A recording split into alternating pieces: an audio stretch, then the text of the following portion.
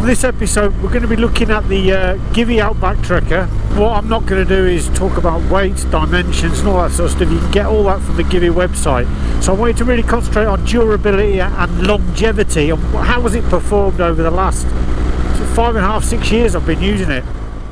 So GIVI recommend on all their boxes that the maximum weight you carry in them will be 10 kilos and the maximum speed when they're fitted is 120 kilometers an hour. Me personally, I've done, I think the maximum speed with these fitted 160 kilometers an hour, and weight wise, yes, I've certainly exceeded that. Clearly they recommend that, that's what you should do, but if those of you want to take the risk, I've had no problems.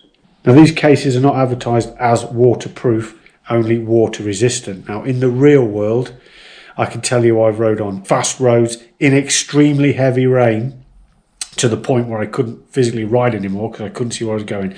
And at no point in the last 5 years have they let any kind of water or moisture into the main cases. So obviously if you are going to do a river crossing, you fall over and they submerge, I presume they're not waterproof in that sense. But real world motorcycling, they are certainly very, very adequate to keeping your equipment inside nice and dry. Now with the top case, you do get this little cover that I guess is designed to stop dust and debris and moisture getting into the lock itself, but you don't get them on any of the side cases as standard, which is a bit weird. When I initially got this, I actually thought this would be the first thing to break because it's just like hard plastic. It feels quite tacky, but it's still performing perfectly well after 5 years.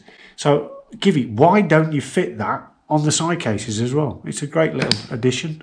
The locks on the boxes themselves are extremely good. This top case has been used pretty much 5 days a week for 50 weeks a year. So I use this as for commuting and obviously when I go on tour. So this key then and this lock are used, well, at least twice a day for 5 days a week, if you get what I mean. So that over 5 years is a considerable amount of use. And it is as smooth now as it was on day one. Now, this is my right hand case, and this is the case that took the damage when it went over in Croatia. So fully loaded, full weight of bike, smack on the side. So a very realistic sort of thing that's going to happen, and a common eventuality that you're going to drop your bike. So how did the cases do? Well, as you can see, that's the only exterior damage, next to nothing, mild scratches. I don't know if you can see that in this light, possibly. So you've got a minor bulge where it comes out here and then back in there. So that's really where the only damage was sustained. Things I don't like, if you do decide to take the plunge and buy this luggage system, then bear in mind there's no way of getting around it. For each box you will get one key, so you will have to bite the bullet and get a GIVI key set that allows 3 identical keys to be fitted. That is very, very simple. Anyone can do it, and that's the number of the kit if you're interested. Okay, a minor niggle, okay?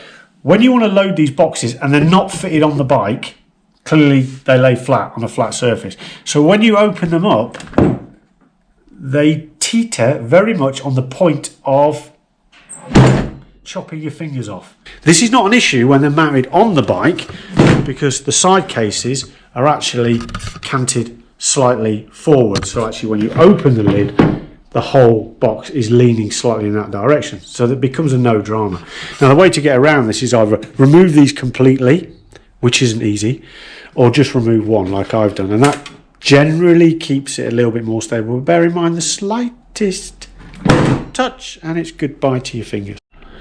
One accessory I do not like is my 2.5 litre water bottle, fuel bottle, oil bottle that I got with it, and this holder as well. This is obviously only designed to take this canister, although I have found ways of putting other canisters in there and other things. So maybe if you really want it, then great, get it. But be warned, this is the Achilles heel of this system. This GIVI fuel, water, oil canister seems and feels very cheaply made. I've found that unless you get this lid on 100% correct, it will splash the fluid around in it. Now that's not an issue for me because I only use it for water, but I would be slightly concerned if I was carrying fuel in this, because that is not 100% tight. Now it could be that I've got a bit of a dud one, I could have taken it back or exchanged it or whatever, but I have seen another person on YouTube who was actually attacking this with a soldering iron because the seam had split on it. So me personally, I wouldn't buy this again, and I especially would not buy it if I was considering transporting fuel with it. But again, this could be just a one-off, bit of a dud lid on it, but it does feel, like I said, slightly cheap. Okay, quick summary then. GIVI Trekker Outbacks. Reliable, will take a bit of a beating, and certainly are waterproof in terms of real world motorcycle usage. So a good all-round luggage system in my opinion. And if you're in the market, you should certainly consider them as possibly your choice of luggage for the future. Thanks for listening, thanks for watching, and I'll see you next time. Take care.